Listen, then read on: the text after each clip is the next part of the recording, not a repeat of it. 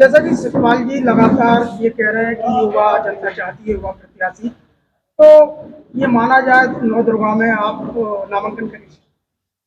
देखिए, अभी आज हम लोग आज की स्थिति में समाजवादी पार्टी की तरफ से जो घोषित प्रत्याशी आदरणीय शिवपाल सिंह यादव जी हैं। अभी भी हम लोग बिलसी में सम्मेलन था, वहां पे गए, वहां पे वोटों की अपील करके आए हैं। और जनता के बीच जाना हम लोग की प्राथमिकता है और जनता को एकजुट करके समाजवादी पार्टी के पक्ष में वोट होना आज के समय में ये प्राथमिकता है। प्राथमिकता हमारी, जो हमारे इस देश का संविधान है, उसको बचाना है। तो इसीलिए अभी हम लोगों का लक्ष्य समाजवादी पार्टी के पक्ष में वोट कराना, और जो कि आदरणीय शिवपाल सिंह यादव जी प्रत्याशी हैं घोषित, तो उन्हीं के पक्ष में हम लोग वोट की अपील कर रहे हैं। अच्छा, संघमित्रता को लेकर लगातार सतपाल जी कह रहे हैं, बयान जो आ रहे हैं वो आप समाजवादी पार्टी का साथ देंगे। उधर जो है संघमित्रा ये दावा कर चुकी है कि हम पहले दिन से ही भाजपा प्रत्याशी के साथ हैं, तो इस पर क्या रिएक्शन है? देखिए, वो मैं समझता हूँ ये बात अब आदरणीय शिवपाल सिंह जी पूछेंगे तो ज़्यादा बेहतर बताएंगे।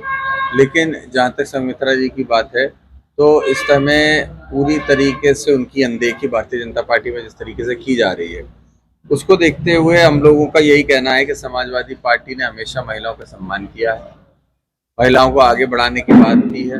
और दूसरे ही हाथ पे भारतीय जनता पार्टी ने एक महिला का टिकट काट के, और जो महिला पे उत्पीड़न हो रहे हैं उन केसेस को अगर आप देखेंगे, तो उन सब पे अनदेखी करके ये साबित किया है कि उन्हें महिलाओं से कोई भी उनको सहानुभूति नहीं।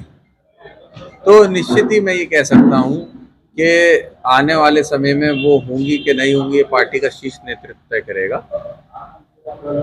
अच्छा, इधर प्रत्याशी जो है भाजपा के सतपाल जी को गुंडों का संरक्षण देने की बात करते हैं, क्या है ये जुबानी चल? क्योंकि वो तो जो आपने जैसा कहा जुबानी है, तो वो तो ये जुबानी बातें हैं। कहीं पे वो गुंडों का सरदार बता देते हैं, तो फिर उन्होंने कल जवाब भी दिया कि भाई तो चेले तो वो ही हुए फिर उनके। तो ये सारी बातें हैं, मैं समझता हूँ मुद्दों पे बात होनी चाहिए। किसानों की क्या स्थिति है, नौजवानों की क्या स्थिति है, महिलाओं की क्या स्थिति है, इस पे कब बात करेंगे। यही सारी गुंडागर्दी और जाति धर्म की बात करके हमेशा जनता को पूरी तरीके से डाइवर्ट करना, और कोशिश करना कि ये डाइवर्ट करके अपना वोट लेना, यही उनकी राजनीति रही है। और आगे भी वो यही राजनीति कर पाएंगे, क्योंकि विकास का उनके पास कोई एजेंडा ही नहीं है, उनके हाथ में ही नहीं है कुछ। जब विकास की बात करोगे तो वो कहेंगे कि मोदी जी करेंगे। तो जिसको सांसद बनाओ और उस सांसद के हाथ में कुछ ना हो, भले ही सरकार हो, तो फिर कोई मतलब थोड़ी है ऐसे व्यक्ति का। क्योंकि आप मानते हैं कि मोदी जी विकास कर रहे हैं।